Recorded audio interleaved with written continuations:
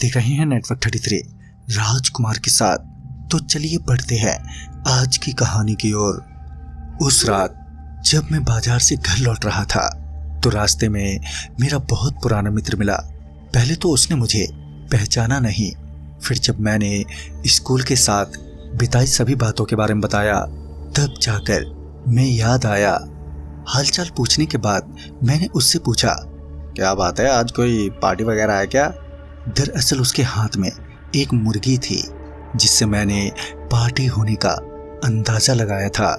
मेरी बात का जवाब देते हुए उसने कहा, नहीं नहीं यार, ऐसा कुछ भी नहीं है, मगर तुम चलो, घर पर पार्टी भी हो जाएगी।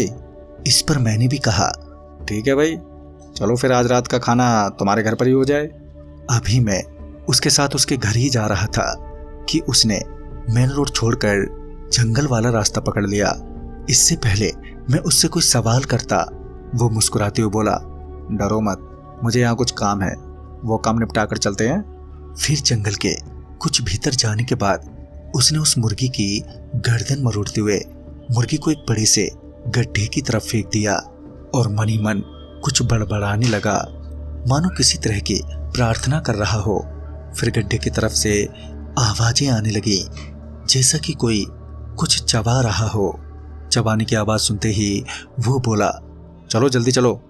और हम दोनों वहां से वापस मेन रोड पर आ गए। मेन रोड पर आते ही मेरा दोस्त थोड़ा अजीब सा हो गया। वो मेरे साथ तो चल रहा था मगर ऐसा लग रहा था कि वो मुझे जानता ही ना हो। अचानक ही उसका शरीर अकड़ने लगा और उसकी आंखें बाहर की तरफ आने लगी थी। इससे पहले मैं कुछ पूछता कि उसने बड़ी ही डरावनी आवाज में बोला, तू जिंदा रहना चाहता है तो अभी मुझसे दूर भाग जा। और वो ये बात बार बार रिपीट करे जा रहा था। मुझे लगा कुछ तो गड़बड़ है, लिहाजा मैं उसे छोड़कर वापस बाजार की तरफ भागने लगा। मैं अभी कुछ दूर आया ही था कि मेरा वो दोस्त चीखते हुए मेरे पीछे आने लगा। और जब मैंने पीछे पलटकर देखा तो मेरा दोस्त अब बिल्कुल बदल चुका था। उसकी जीभ बाहर को लटक रही थी, साथ ही वो बहुत ही गुस्से में जान पड़ रहा था। इससे पहले मैं वहां से आगे भागता कि उसने मुझे धर दबोचा और मेरे को किसी जानवर की तरह घसीटते हुए वहीं ले गया जहां पर थोड़ी देर पहले उस मुर्गी को फेंका था। मगर इस बार मुर्गी की जगह पर मैं था। उस बड़े से गड्ढे में गिरते ही मुझे फिर से किसी ने अपने बड़े बड़े पंजों में जोर से पकड़ लिया और जब मेरी नजर उस पर पड़ी तो मेरी आंखें फटी की फटी ही रह गईं। दरअसल उस गड्ढे में एक बड़ा सा जानवर था जिसका शरीर तो इंसान जैसा था मगर चेहरा इंसान जैसा नहीं था।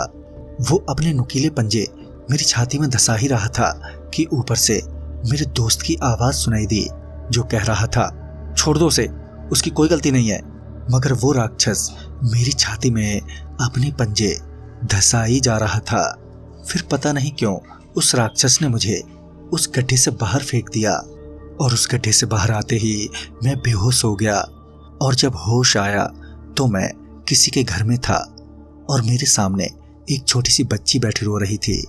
इससे पहले मैं उससे पूछता कि तुम कौन हो कि उसने मुझे एक कागज थमाया।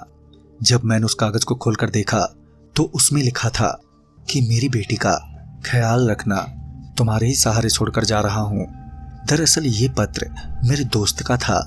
मेरे कुछ समझ नहीं आ रहा था कि आखिर ये सब हो क्या रहा है। फिर कुछ दिनों बाद मुझे सब कुछ पता चला।